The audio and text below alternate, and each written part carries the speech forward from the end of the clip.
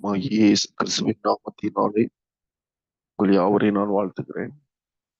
இந்த காலை வேளையிலே கர்த்தருடைய சமூகத்திலே கடந்து வந்து அவருடைய சமூகத்திலே காத்திருக்கிற உங்கள் ஒவ்வொருவரையும் கர்த்தர் விசேஷித்தவனமாக பார்க்கிறார். வேதம் சொல்லுகிறது, காலைதோறும் அவருடைய கிருபை புதிதாய் இருக்கிறது. இந்த கிருபை என்பது ஏதோ ஒரு ஆஹ் சத்துவமோ அல்லது ஏதோ ஒரு காரியத்தை நம்முடைய வாழ்க்கையிலே ஒரு கடமைக்காக உங்க கிருபை என்னை சூழ்ந்து கொள்ளட்டும் என்று அவருடைய சமூகத்துல ஆஹ் அதை பற்றியதான ஒரு தெளிவில்லாதபடிக்கு அந்த வார்த்தை சொல்லும் பொழுது அது வெறுமையான வார்த்தையாக அல்ல. வேதம் தெளிவாய் சொல்லுகிறது, இந்த கிருபை என்பது நம்முடைய வாழ்க்கையிலே ஒரு அத்தியாவசியமான ஒன்று. தாவீது சொல்லும்போது சொல்லுகிறார், என் ஜீவனை பார்க்கிலும் உடைய கிருபை நல்லது. அப்போ அவருடைய ஜீவனை காட்டிலும் பெரிதான அந்த கிருபை தன்னுடைய வாழ்க்கையிலே ஒரு மனிதன் ஜீவனோடு கூட இருப்பது ரொம்ப முக்கியம் இந்த பூமியிலே நடமாடுவதற்கு. ஆனா அந்த ஜீவனை பார்க்கிலும் கிருபை பெரியது அப்படின்னு சொல்லும் பொழுது அந்த வார்த்தை தெளிவாய் சொல்லுகிறது, இந்த உலகத்திலே நான் ஜீவித்திருப்பதற்கு என்னுடைய பலன் முக்கியமல்ல, அவருடைய கிருபை எனக்கு முக்கியம். அவருடைய கிருபையினால் மாத்திரமே இந்த உலகத்திலே நாம் வாழ முடியும், ஜீவித்திருக்க முடியும். இந்த உலகத்திலே நான் அவர் விரும்புகிற ஒரு ஓட்டத்தை ஓட முடியும் என்பதை அறிந்தபடியினாலே காலைதோறும் அவருடைய கிருபை புதிதாய் இருக்கிறது. அப்புறம் ஒவ்வொரு நாளுக்கும் நமக்கு தேவையான பலன் அவருடைய கிருபையாக நமக்கு அருளப்படுகிறது. ஆகவே இந்த காலை வேளையில பலப்படு அப்படின்னு இந்த 21 நாள் காத்திருப்பு ஜெபத்திற்கு நாம் கடந்து வந்திருக்கிறோம். நன்றாக ஒரு காரியத்தை நாம் ஞாபகம் வைத்துக் கொள்ள வேண்டும்.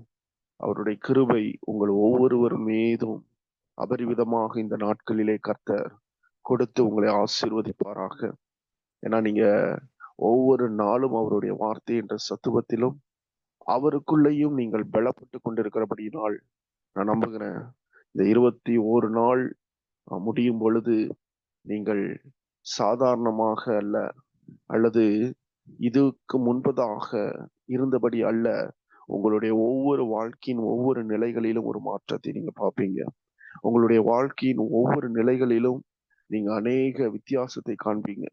உங்க ஜெபத்துல, ஆவிக்குரிய வாழ்க்கையில, உங்களுடைய தனிப்பட்ட வாழ்க்கையில, உங்களுடைய வேலைகளில, உங்களுடைய பிசினஸ்ல, எல்லாவற்றிலும் ஒரு வித்தியாசம் என்றபடி நீங்கள் பலனடைந்து இருக்கிறத நீங்க பார்ப்பீங்க. கர்த்தர் உங்களை பலப்படுத்தி இருக்கிறத நீங்க பார்ப்பீங்க. எல்லா பாதைகளிலும் நீங்கள் அவர் உங்களோடு கூட இருந்து இதுவரை இல்லாத அளவிற்கு அவர் உங்களை நடத்துகிறத நீங்க பார்ப்பீங்க. ஏதோ சும்மா வெறுமனே வந்து இந்த காலையில இந்த ஜூம் மூலமாக இந்த வார்த்தையை நீங்கள் கேட்டுக்கொண்டிருக்கல. கர்த்தர் ஒவ்வொரு நாளும் உங்களை பலப்படுத்தி கொண்டிருக்கிறார். ஹல்லேலூயா. கர்த்தர் ஒவ்வொரு நாளும் உங்களை உருவாக்கி கொண்டிருக்கிறார். கர்த்தர் ஒவ்வொரு நாளும் தம்முடைய சத்துவத்தினாலே, தம்முடைய கிருபைகளினாலே உங்களை சூழ்ந்து அவர் உங்களை பாதுகாத்து, உங்களை உருவாக்கி, உங்களை நடத்தி கொண்டிருக்கிறார். ஆகவே இந்த நாட்கள் நமக்கு கொடுக்கப்பட்ட ஒரு பொன்னான நாட்கள். இந்த நாட்களிலே ஒவ்வொரு நாளும் நமக்கே தெரியாது கர்த்தர் நம்மை உருவாக்கி கொண்டிருக்கிற ஒரு விதம். ஒரு நாள் வரும், அந்த நாட்கள்ல கர்த்தர் நம்மை அவர் விரும்புகிற வண்ணமாய் இந்த தேசத்துல நம்மளை உயர்த்தி வைத்திருக்கும் பொழுது நம்ம பின்னாடி திருப்பி பார்ப்போம், அவருடைய கிருபை என்னை நடத்தி வந்தது, அவருடைய கிருபை மட்டும் என்னை பலப்படுத்தினது, அவருடைய கிருபை என்னை தாங்கினது என்று சொல்லத்தக்கதாக கர்த்தர் பெரிய காரியங்களை செய்வார். இந்த நாளிலும் கூட உங்கள் மத்தியிலே என்ன வார்த்தையை பகிர்ந்து கொள்ள வேண்டும் என்று கர்த்தருடைய சமூகத்துல காத்திருந்த பொழுது பரிசுத்த ஆவியானவர் ஒரு வார்த்தையை தெளிவாக என்னோடு கூட பேச ஆரம்பித்தாங்க. பிலிப்பியர் 3வது அதிகாரம் 12வது வசனம். பிலிப்பியர் 3:12. கிறிஸ்து இயேசுவினால் நான் எதற்காய் பிடிக்கப்பட்டேனோ அதை நான் பிடித்துக் கொள்ளும்படி ஆசையாய் தொடர்கிறேன். இந்த வார்த்தை தெளிவாய் சொல்லுகிறது, அவரை பிடித்து கொள்ளும்படி எதற்காய் பிடிக்கப்பட்டேனோ அதை நான் ஆசையாய் தொடருகிறேன். பிடித்தவர் ஆண்டவராகிய இயேசு கிறிஸ்து. என்னை பிடித்ததுக்கு ஒரு நோக்கம் உண்டு. அந்த நோக்கத்தோடு கூட பிடித்தவரும் ஆண்டவராகிய இயேசு கிறிஸ்து. இப்ப எனக்கு முன்பதாக இருக்கிற ஒரு காரியம் என்ன? ஒரு பாத், ஒரு ட்ராக். இந்த ட்ராக்ல அவர் எனக்காக, அவர் எதற்காக என்னை பிடித்தாரோ அந்த காரியத்தை பிடித்துக் கொள்ளும்படி நான் ஆசையாய் தொடர்கிறேன்.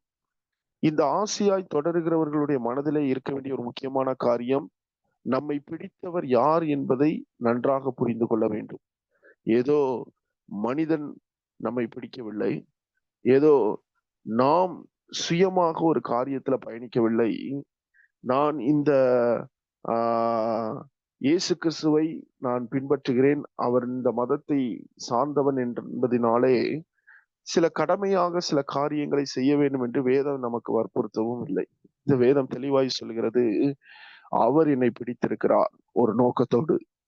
இந்த நோக்கத்தை அறிந்தவனாக நாம் பயணிக்கணும்னா, முதலாவதாக எனக்குள்ளே இருக்க வேண்டிய ஒரு காரியம், அவர் யார் என்பதையும், அவர் என்னை பிடித்தவர் யார் என்பதையும் நான் புரிந்து கொள்ள வேண்டும். அவர் என்னை பிடித்திருப்பதற்கு ஒரு நோக்கம் உண்டு. வேதம் தெளிவாய் சொல்லுகிறது, கிறிஸ்து இயேசுவினால் நான் எதற்காக பிடிக்கப்பட்டேனோ. அப்போ கர்த்தர் என்றைக்கும் ஒரு நோக்கமற்ற ஒரு வாழ்க்கையை வாழ்வதற்கு கர்த்தர் நம்மை அனுமதிக்கவே இல்லை. நோக்கமற்ற வாழ்க்கை என்பது ஒரு பலவீனமான ஒரு வாழ்க்கை. ஆனால் நோக்கமுள்ள ஒரு வாழ்க்கை என்பது நீங்கள் பலப்படுகிற ஒரு வாழ்க்கை. நீங்கள் நோக்கத்தோடு உங்கள் வாழ்க்கையிலே நீங்கள் பயணிக்கும் பொழுது வேதம் சொல்லுகிறது, ஒவ்வொரு நாளும் நீங்கள் பலனடைகிறவர்களாக மாறுகிறீர்கள். இந்த வார்த்தையினுடைய அர்த்தம் என்ன? கிறிஸ்து இயேசுவினால் நான் எதற்காய் பிடிக்கப்பட்டேனோ, உங்களை பிடித்து ஒரு நோக்கத்தை ஏற்படுத்துகிறவர் அல்ல, உங்களை ஒரு நோக்கத்தோடு கூட பிடித்தவர்.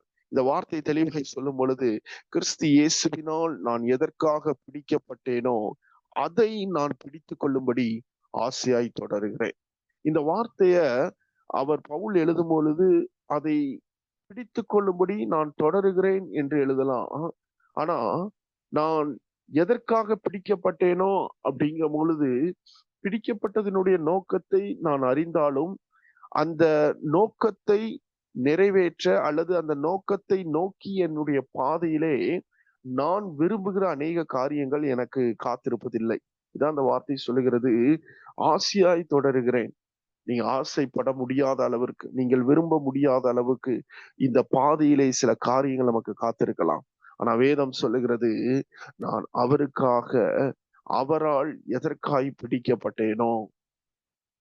இந்த நாள்ல கர்த்தர் நம்மோடு கூட பேசிக் கொண்டிருக்கிறார். நம்ம கர்த்தரை பிடிச்சது ஒரு காரியம் என்ன அப்படின்னா, டு ஃபாலோ ஹிம், அவரை பின்பற்றுவதற்காக. ஏதோ ஒரு கோல் அச்சீவ் பண்ணுவதற்காக அல்ல. இந்த உலகத்துல நீ இவ்வளவு சம்பாதிக்கணும்னு ஆண்டவர் நம்மளை பிடிக்கல. இந்த உலகத்துல இவ்வளவு பெரிய அச்சீவ்மெண்ட் எல்லாம் நீ முடிக்கணும் அப்படின்னு ஆண்டவர் பிடிக்கல. அல்டிமேட் கோல் என்ன அப்படின்னா, இயேசுவை பின்பற்றுவதற்காக. இயேசு தான் கடந்து சென்ற அவருடைய பாதையிலே அவரை பின்பற்றுவதற்காக நாம் ஒவ்வொரு நாளும் நாம் பிடிக்கப்பட்டவர்களாய் அவரிடத்துல, அவரை நோக்கிய ஒரு பயணத்துல நாம் பயணிக்க வேண்டும் என்று கர்த்தர் விரும்புகிறார். இந்த வார்த்தை சொல்லுகிறது, ஒருவன் என்னை பின்பற்றி வர விரும்பினால் அவன் தன்னைத்தான் வெறுத்து தன் சிலுவை எடுத்துக்கொண்டு என்னை பின்பற்றி வர கடவன்.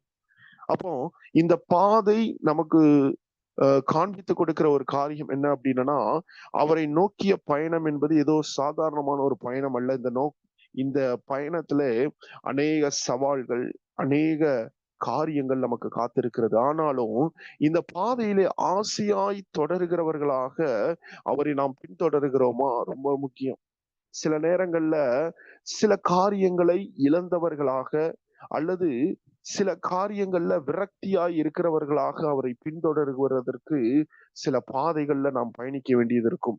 அது இல்லை என்றால் சில இடங்கள்ல சிலவற்றை நாம் அச்சீவ் பண்ணி சில காரியங்களை நாம் பெற்றுக்கொண்டவர்களாக சில நேரத்துல பயணிக்க வேண்டியிருக்கும்.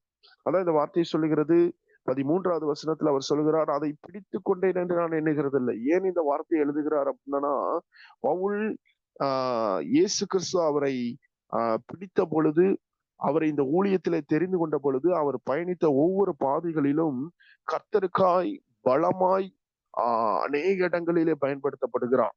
அவர் எல்லா தன்னுடைய ஊழிய பாதைகளிலே அவர் சம்பாதித்த காரியங்கள், அவருடைய ஊழிய பாதையினுடைய எல்லா அச்சீவ்மெண்ட்டையும் அதான் வேதம் சொல்லுகிறது. அதை நான் பெருசா எண்ணுகிறது இல்ல. வேதம் தெளிவாய் அந்த வார்த்தை எழுதுகிறது. பின்னானவைகளை மறந்து அப்படின்னா என்ன? நான் அவருக்காக இவ்வளவு அச்சீவ் பண்ணிட்டேன், அல்லது என் வாழ்க்கையில இவ்வளவு அச்சீவ் பண்ணிட்டேன், என் வாழ்க்கையில நான் இந்த அளவுக்கு நான் கடந்து வந்துட்டேன். பின்னானவைகளை மறந்து என்னுடைய பிரசன்ட் ஸ்டேட்டஸ் என் வாழ்க்கையில நான் பார்க்க ஆரம்பிச்சிட்டேன் அப்படின்னா, என்னால என்ன பண்ண முடியாது அப்படின்னா முன்னேற முடியாது. உங்களுடைய தற்போதைய சூழ்நிலையில் நீங்கள் திருப்தி அடைந்து விட்டால் உங்களால முன்னேற முடியாது. அதான் அந்த வார்த்தையில அவர் எழுதும் பொழுது, அதை பிடித்துக் கொண்டேன் என்று நான் எண்ணுகிறது இல்லை. ஒருவேளை அவர் எண்ணி இருந்தா என்ன ஆகும் அப்படின்னா, இதோடு கூட அவருடைய பயணம் முடிந்திருக்கும். நிறைய நேரத்துல பிசாசு கொண்டு வருகிற ஒரு காரியம் என்னன்னா, தன்னிலே தான் திருப்தி அடைகிற ஒரு நிலை. ஒரு காரியத்தை நாம் எதிர்பார்த்து காத்திருக்கும் பொழுது, அந்த காரியம் நமக்கு கிடைக்காத பொழுது, அந்த காரியம் நம்முடைய வாழ்க்கையிலே நாம் அவற்றை அச்சீவ் பண்ண முடியாத பொழுது, நமக்குள்ளே பிசாசு தருகிற ஒரு காரியம் என்ன அப்படின்னா, தன்னிலே தான் திருப்தி அடைகிற நிலை. அப்போ இந்த நிலை என்பது நம்முடைய பலம் அல்ல, இது நம்முடைய பலவீனம். இந்த இடத்துல ஏதோ நாம் நம்மிலே திருப்தி அடையும் பொழுது, அதான் அந்த வார்த்தையில பின்னானவைகளை மறந்து முன்னானவைகளை நாடி, இதுவரை என் வாழ்க்கையில நான் ஃபேஸ் பண்ண அநேக காரியங்கள் என்னை உட்கார வைத்திருக்கிறதா அல்லது என்னை முன்னேற செய்திருக்கிறதா? ரொம்ப முக்கியம். இதுதான் உங்க பலன். ஒரு இடத்துல நான் உட்கார்ந்துட்டேன் அப்படின்னா அது என்னுடைய பலவீனம். ஒரு இடத்துல என் வாழ்க்கையில நான் முடக்கப்பட்டிருக்கிறேன்னா அது என்னுடைய பலவீனம். ஒரு இடத்துல நான் முடங்கி இருக்கிறேன்னா அது என்னுடைய பலவீனம். ஒரு காரியம் என்னை முடக்கி கொண்டிருக்கிறது அல்லது கட்டி வைத்திருக்கிறது, என்னை கர்த்தரிடத்திலே நெருங்க முடியாதபடிக்கு, நான் எழும்ப முடியாதபடிக்கு அவைகள் என்னை தடை செய்கிறது என்றால் அது என்னுடைய பலவீனம். எப்பொழுது ஒரு மனிதன் ஒவ்வொரு நாளும் தன் முன்பதாக இருக்கிற எல்லா சவால்களையும் தாண்டி கிறிஸ்துவை நோக்கிய ஒரு பயணத்தில் அவன் ஓட ஆரம்பிக்கிறானோ அது அவனுடைய பலம் என்று வேதம் சொல்லுகிறது. அதுதான் அவன் பலப்படுகிற ஒரு காரியம். அதான் அந்த வார்த்தை சொல்லும் பொழுது 14வது வசனத்துல, கிறிஸ்து இயேசுவுக்குள் தேவன் அழைத்த பரம அழைப்பின் பந்தய பொருளுக்காக லக்கை நோக்கி தொடருகிறேன். இந்த பரம அழைப்பின் பந்தய பொருளை பெற்றுக்கொள்வது என்பது ஏதோ சாதாரணமான ஒரு காரியம் அல்ல. கிறிஸ்துவை பின்பற்றுகிறவர்கள் மாத்திரமே இந்த பரம அழைப்பின் பந்தய பொருளை பெற்றுக்கொள்ள முடியும். ஏனால் கிறிஸ்து இயேசுவுக்குள் தேவன் அழைத்த, தனியாக இந்த பயணத்துல பயணிக்க முடியாது. பாதை தெரியாது. இந்த பாதையில் நமக்கு காத்திருக்கிற சவால்கள் தெரியாது. ஆனா ஆண்டவர் சொல்லுகிறார், ஒருவன் என்னை பின்பற்றி வர விரும்பினால் அவன் தன்னைத்தான் வெறுத்து தன் சிலுவை எடுத்துக்கொண்டு என்னை பின்பற்றி வர கடவன் என்று சொன்னவர், இந்த பாதையிலே உங்களுக்கு காத்திருக்கிற ஒவ்வொரு காரியங்களிலும் சவால்களிலும் உங்களை தனித்து விட்டு அவர் கடந்து செல்வதற்காக இந்த வார்த்தையை சொல்லாதபடிக்கு இந்த வார்த்தையும் ஆண்டவர் சேர்த்து சொல்லுகிறார், இதோ உலகத்தின் சகல நாட்களிலும் நான் உங்களுடனே கூட இருக்கிறேன். இந்த நாள்ல நம்முடைய வாழ்க்கையில நான் தனித்து பயணித்துக் கொண்டிருக்கிறேனா, அல்லது என் வாழ்க்கையில நான் சந்திக்கிற சில சவால்களை நினைத்து அதை பார்த்து அதை புலம்பி அதை குறித்ததான ஒரு விரக்தி, அதை குறித்ததான ஒரு வெறுமை என் வாழ்க்கையில ஒவ்வொரு நாளும் என்னை முடக்க செய்து கொண்டிருக்கிறதா, நான் முடங்கினவனாக இருக்கிறேனா, ஏதோ சில ஆண்டுகளுக்கு முன்பதாக எனக்குள் இருந்த அந்த ஆவிக்குரிய நிலைமை இப்பொழுதும் அதே ஆவிக்குரிய நிலைமையில நான் பயணித்துக் கொண்டிருக்கிறேன், இதோ இப்பொழுதும் அதே ஆவிக்குரிய நிலைமையில நான் இருக்கிறேன் என்று நாம் நம்முடைய வாழ்க்கையில அப்படிப்பட்டதான நிலை தொடர்கிறதா? இல்ல ஒவ்வொரு நாளும் என் பாதை எப்படிப்பட்டதா இருந்தாலும் அவரோடு கூட நெருங்குகிற காரியங்களை நான் நெருங்கி கொண்டிருக்கிறேன், அவரோடு கூட நடக்கிற காரியத்துல நான் நெருங்கி கொண்டிருக்கிறேன்ற எண்ணம் நமக்குள்ள வருகிறதா? மார்க் 5வது அதிகாரம் 25வது வசனத்துல ஒரு சம்பவம் அந்த இடத்துல சொல்லப்படுகிறது. 12 வருடம் பெரும்பாடுள்ள ஒரு ஸ்திரீ தன்னுடைய வாழ்க்கையில அவளை குறித்து சொல்லும் பொழுது, தன்னுடைய ஆஸ்திகள் எல்லாம் அவள் வைத்தியர்களுக்கு செலவழித்தும் தன்னுடைய காரியங்கள்ல தன்னுடைய வியாதியில சற்றும் குணமடையாதவளாய் ஒரு பெரிய விரக்தி, அவளும் ஒரு பயணித்துக் கொண்டிருக்கிற ஒரு காரியம், ஒரு பெரிய விரக்தி. இந்த விரக்தியில அநேக நேரங்களிலே அவள் முடங்கி 12 வருடம் அவளுடைய வாழ்க்கையிலே அவள் பட்ட வேதனை, அவள் போகிற பாதை ஒரு கொடுமையான ஒரு பாதை. இந்த 12 வருட பாதையில அவள் அநேக காரியங்களை யோசித்திருக்கலாம். ஒருவேளை தன்னுடைய வாழ்க்கையை கூட முடித்து விடலாம் என்று யோசித்திருக்கலாம். தன்னை யாரும் இந்த காரியத்திலிருந்து விடுவிக்க முடியாது என்பதை யோசித்திருக்கலாம். தன்னால் எதையும் செய்ய இயலாது என்று யோசித்திருக்கலாம். எனக்கே இத்தனை பலவீனம், நான் எப்படி அவரை பின்தொடர்வது என்று யோசித்திருக்கலாம். எனக்கே இவ்வளவு சூழ்நிலை, என்னால் முடியவில்லை என்று அவள் ஒரு இடத்துல முடங்கி இருக்கலாம். ஆனால் வேதம் சொல்லுகிறது, இயேசு அவள் அருகே கடந்து செல்லும் பொழுது அவளுக்குள் இருந்த ஒரே ஒரு காரியம், என்னுடைய பலவீனங்கள் ஒரு பொருட்டல்ல, என்னுடைய பாதைகள் ஒரு பொருட்டல்ல, என்னுடைய வேதனை ஒரு பொருட்டல்ல என்று அத்தனை கூட்டத்தின் நெரிசலிலும் அவளுக்குள் இருந்த ஒரே ஒரு எண்ணம், இயேசுவை தொட வேண்டும், இயேசுவை தொட வேண்டும், அவரை நெருங்க வேண்டும். நல்லா கவனிங்க, அவரை நெருங்க வேண்டும் என்கிற அவளுக்குள் இருந்த அந்த காரியம், அவளை நெருங்க வேண்டும் என்கிற அவருக்குள் இருந்த அந்த வேகம், அவளுக்குள் இருந்த அந்த வேதனைய, அவள் கடந்து சென்ற அந்த பாதையை அவளை நினைக்க வைக்கல. அவளுக்குள் இருந்த ஒரே ஒரு காரியம், அவர் மீது தன்னுடைய கண்களை பிக்ஸ் பண்ணினதுனால, இயேசுவை அவள் பார்த்து கொண்டிருந்தபடியினால, இயேசுவையே அவள் பார்த்து கொண்டிருந்தபடியினால, அவரிடத்திலே நெருங்க வேண்டும் என்கிற ஒரே ஒரு எண்ணம் அவளுடைய பாதையை அவளை நினைக்க வைக்கல, அவளுடைய வேதனை அவளை நினைக்க வைக்கல, அவளுடைய சூழ்நிலையை பார்த்து அவளை முடங்க வைக்கல. உனக்கே முடியல, நீ உட்காரு என்று சொல்லவில்லை. அந்த கண்கள் அவர் மீது பதிக்கப்பட்ட உடனே இந்த பாதைகளை தாண்டி அவரிடத்துல நெருங்கக்கூடிய ஒரு பலன் அவளுக்கு கொடுக்கப்பட்டது.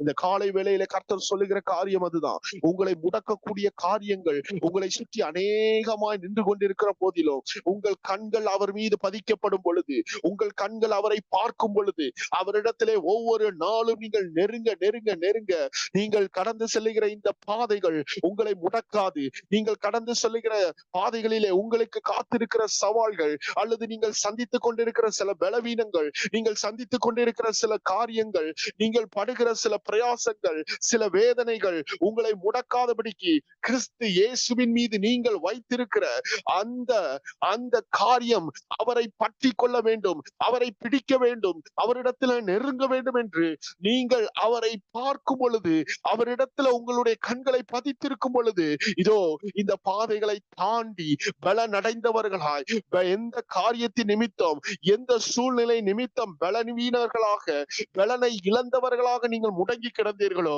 அவரை பார்க்கும் பொழுது அந்த பலவீனத்தை மறந்தவர்களாக, அந்த பலவீனம் உங்களை தடை செய்யாதபடிக்கு அந்த பலவீனத்தை தாண்டி நீங்கள் பலனடைந்தவர்களாக அவரிடத்துல நீங்கள் நெருங்க முடியும். கர்த்தர் சொல்லுகிற வார்த்தை அதுதான். 12 வருடம் பெரும்பாடுள்ள ஸ்திரீ கர்த்தரை தொட்டா, கர்த்தரை தொட்டா. இந்த வார்த்தை நமக்கு கொடுக்கப்பட்டிருக்கிறது. இந்த சம்பவம் எழுதப்பட்டிருக்கிறதுடைய அர்த்தத்தை நம்ம புரிந்து கொள்ள வேண்டும். ஆண்டவர் நடந்து செல்லும் பொழுது அவர் வஸ்திரத்தின் ஓரத்தை தொட்ட உடனே அந்த காரியம் மாறினது. இன்னைக்கு ஆண்டவர் நமக்கு சொல்லுகிற காரியம் என்ன தெரியுமா? நீங்க அவரிடத்துல நெருங்க நெருங்க நெருங்க, உங்க வாழ்க்கையில இருக்கிற சில காரியங்கள், உங்களை முடக்கி வைத்துக் கொண்டிருக்கிற காரியங்கள், உங்களை பலவீனப்படுத்தி கொண்டிருக்கிற காரியங்கள் தானாய் உங்களை விட்டு விலகுறது நீங்க பாப்பீங்க. சில சூழ்நிலைகள் தானாய் மாறுகிறது நீங்க பாப்பீங்க. ஒன்னே ஒண்ணுதாங்க, அவரை மாத்திரம் உங்கள் கண்களுக்கு முன்பதாக வைத்திருக்க வேண்டும். அவர் மீது உங்கள் கண்களை பதித்திருக்க வேண்டும். எப்போ உங்க கண்கள் அவரை தாண்டி வெளியே பார்க்க ஆரம்பிக்குதோ, அதுதான் இந்த வேதத்துல பவுல் எழுதுகிறா, நான் பின்னானவைகளை மறந்து, ஏன்னா நான் பின்னானவைகளை நினைத்து கொண்டிருந்தால் நான் முன்னானவைகளை பார்க்க முடியாது. நான் நடந்தவைகளை பற்றி நினைத்து கொண்டிருந்தால் நான் முன்னேற முடியாது. நடந்த சூழ்நிலை, இதுவரை நடந்த காரியங்கள், நான் பட்ட காயம், நான் பட்ட வேதனை, நான் போகிற பாதைகள், நான் படுகிற ஃபேஸ் பண்ணுகிற சூழ்நிலைகள், பிரச்சனை எல்லாவற்றையும் நான் பார்த்து கொண்டிருக்கும் பொழுது நான் முன்னானவைகளை நாட முடியாது, நான் முன்பதாக முன்னேற முடியாது, என் கண்களை இயேசுவின் மேல் பதிக்க முடியாது, என் கண்களை இயேசுவின் மேல் பதித்தவனாய் அவரை நான் பின்பற்றி செல்ல முடியாது. அதான் ஆண்டவர் சொல்லுகிறா, உன் சூழ்நிலையை பார்க்காத, உன்னை சுற்றி இருக்கிற காரியங்களை பார்க்காத, நீ ஃபேஸ் பண்ணுகிற சவால்களை பார்க்காத, உனக்கு தேவை நான் தான், உனக்கு தேவை நான் தான். உன் கண்களை என் மீது பதிக்க ஆரம்பி, உன் கண்களை என் மீது பதிக்க ஆரம்பி, நீ என்னை பார். இந்த சூழ்நிலையை பார்க்காத. நிறைய நேரத்துல கடலின் அலையை பார்த்து பயந்து நடுங்கி கொண்டிருக்கிறோம். இதோ கடலின் அலைக்கு நடுவிலே ஒருவர் வந்து நிற்கிறார், நீங்கள் அறியாத ஒருவர் இதோ அந்த எல்லைகளுக்குள்ளே கடந்து வந்து நிற்கிறார். அவர் கடந்து வந்து நிற்கிறதற்கு காரணம், இந்த சூழ்நிலையை மாற வேண்டும் என்றால், இந்த சூழ்நிலையை மாற வேண்டும் என்றால், இந்த கடலின் அலைகளிலே அலைப்பட்டு இந்த பிரச்சனையிலே போராடி இந்த கண்ணீரின் பாதையிலே கடந்து செல்கிற உங்களுடைய கண்கள் அந்த அலைகளின் நடுவிலே நிற்கிற ஒருவரை, அவர் மீது உங்கள் கண்கள் பதிக்க வேண்டும். அவரை நீங்கள் பார்க்கும் பொழுது, அவரை நீங்கள் பார்த்த அந்த சமயத்திலே, இதோ இந்த கடலின் அலைகள், இந்த பிரச்சனைகள், இந்த காரியங்கள் உங்களுக்கு பெரிதாய் தோன்றாது. தாங்கள் மடிந்து விடுவோமோ என்று நினைத்துக் கொண்டிருக்கிற அந்த நேரத்துல நீங்க நல்லா கவனிச்சீங்கன்னா தெரியும், நாங்கள் மடிந்து போகிறோம், எங்களுக்கு இனி வாழ்க்கை இல்லை, எல்லாம் முடிந்தது என்று கடலின் அலைகளை பார்த்து, அந்த பெரும் காற்றை பார்த்து பயந்து கொண்டிருந்த சீசர்கள் அவரை பார்த்த உடனே, எல்லா சீசர்களும் அவரை பார்த்த விதம் வேறு, பேதுரு அவரை பார்த்த விதம் வேறு. அவரை பார்த்த உடனே இயேசு வந்து விட்டார் என்று எல்லாம் அமைதியா இருக்கிறாங்க. ஆனா இந்த பேதுருவினுடைய கண்கள் அவரை மாத்திரம் நோக்கி பார்த்து கொண்டிருக்கிறது. அவரை பார்த்த உடனே இந்த பேதுரு சாதாரண கடல் அலை அல்ல, பெருங்காற்று வீசி கொண்டிருக்கிறது, அந்த இடத்துல புயல் வீசி கொண்டிருக்கிறது. இந்த நேரத்துல அவரை பார்த்த உடனே அவன் சொன்ன காரியம், இந்த கடலின் மீது நடக்க எனக்கு பலனை தாரும் என்று கேட்க ஆரம்பிக்கிறான். இதுவரைக்கும் அந்த எந்த அலையை பார்த்து பயந்தானோ, எந்த பிரச்சனையை பார்த்து பயந்தானோ, எந்த சூழ்நிலையை பார்த்து அவன் பயந்தானோ, வேதம் சொல்லுகிறது அவர் மீது அவனுடைய கண்களை பதித்த மாத்திரத்திலே அந்த பயந்த சூழ்நிலை மீது மிதித்து நடக்க ஆரம்பிக்கிறான். அவைகளை தாண்டி நடக்க ஆரம்பிக்கிறான். அந்த கடலின் அலையை அவரை பார்த்து அவன் அந்த கடலின் அலை மீது அவன் நடந்து செல்லுகிறது வேதம் பதிவு செய்திருக்கிறது.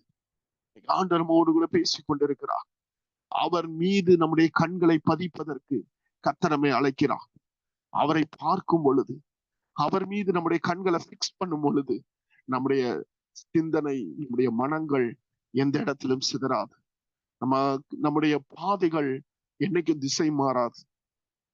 நம்ம போகிற பயணத்துல ஒரு நாளும் நம்ம என்ன பண்ண மாட்டோம், நாம் நம்முடைய பாதையிலிருந்து விலகிறவர்களாக நாம் ஒரு நாளும் மாற மாட்டோம். அதான் வேதம் சொல்லுகிறது, கிறிஸ்து இயேசுவினா நான் எதற்காய் பிடிக்கப்பட்டேன்? எதற்காய் பிடிக்கப்பட்டேன்?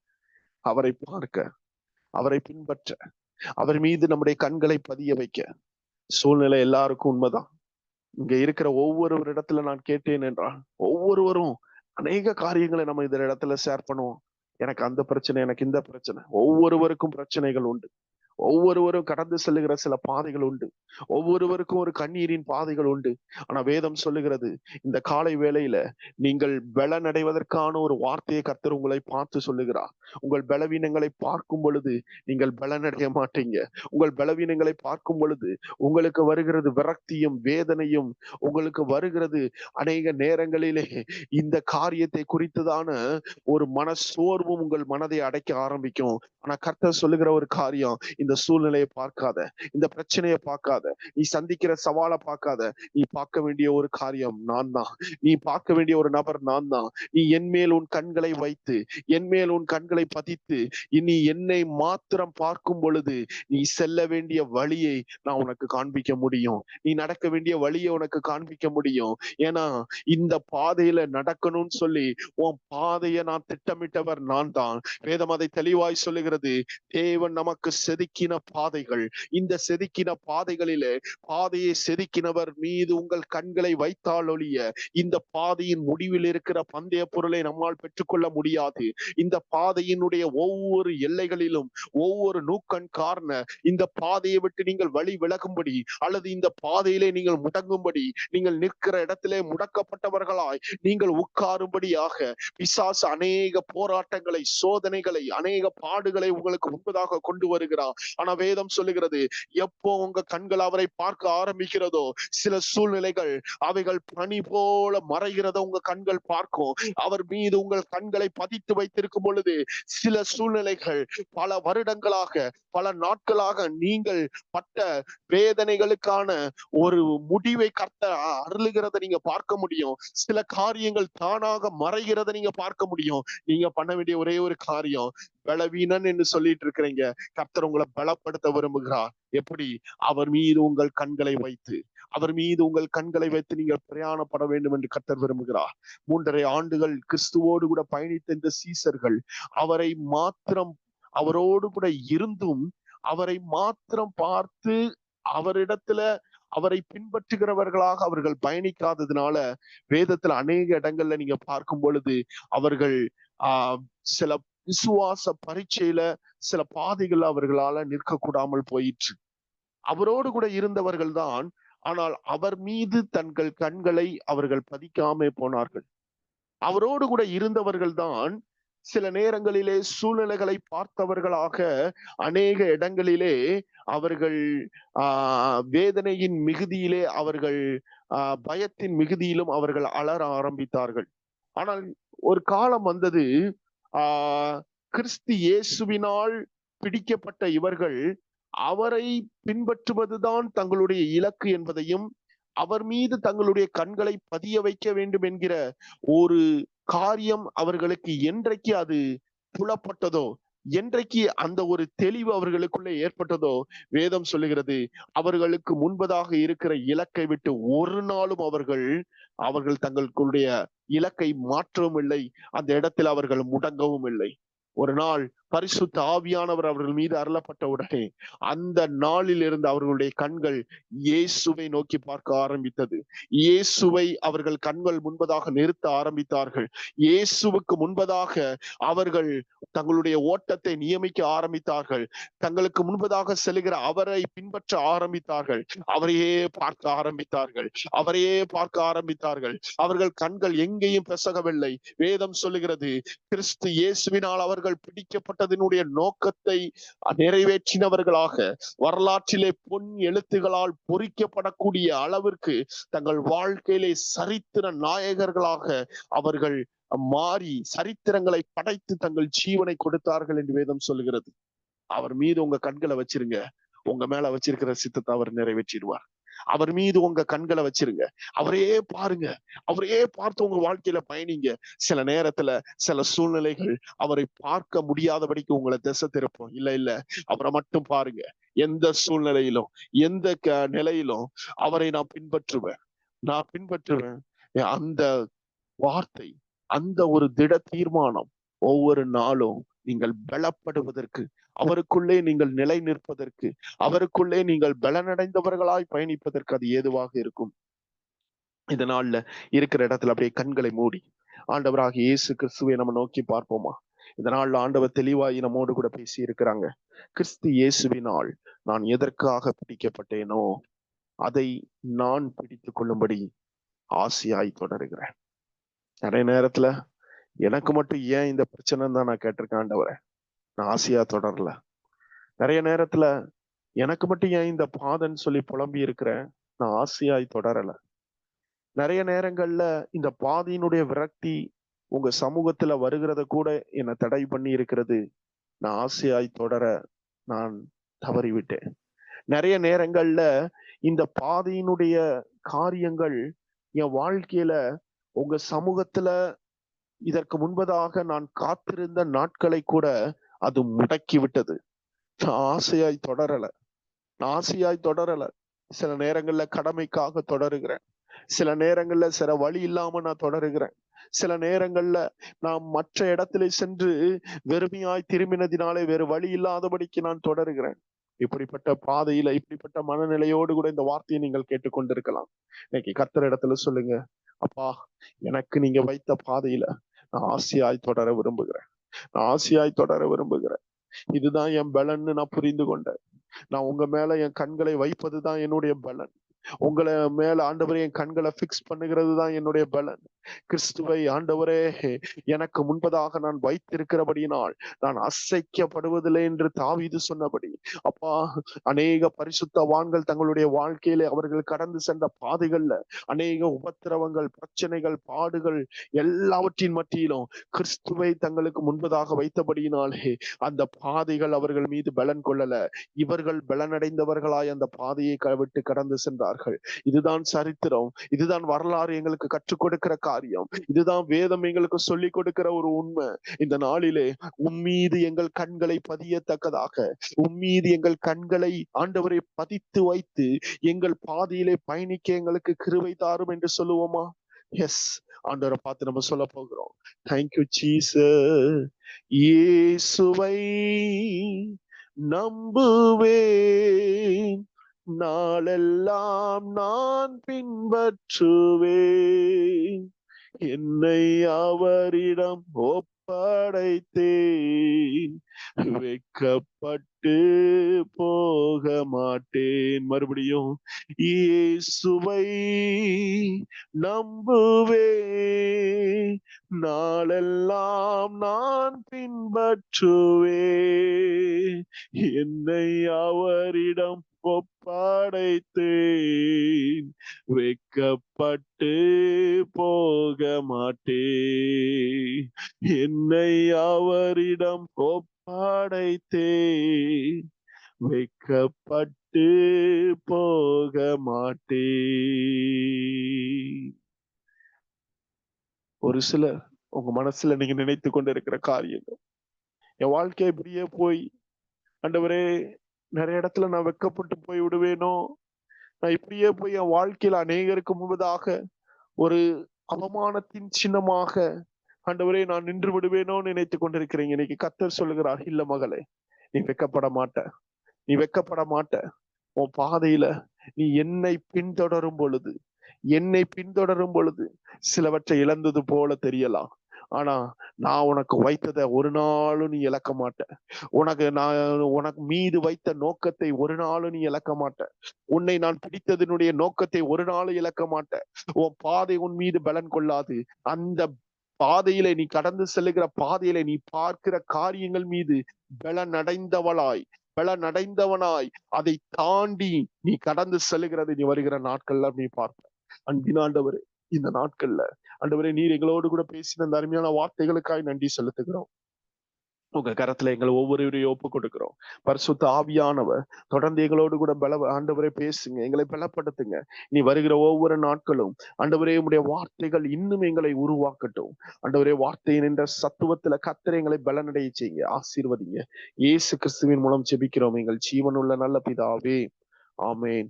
என் ஆத்துமாவே கர்த்தரை ஸ்தோத்திரி, என் முழு உலகமே பரிசுத்த நாமத்தை ஸ்தோத்திரி. என் ஆத்துமாவே கர்த்தரை ஸ்தோத்திரி, கர்த்தர் செய்த சகல உபகாரங்களையும் என்றைக்கும் மறவாதே. ஆமேன். God bless you.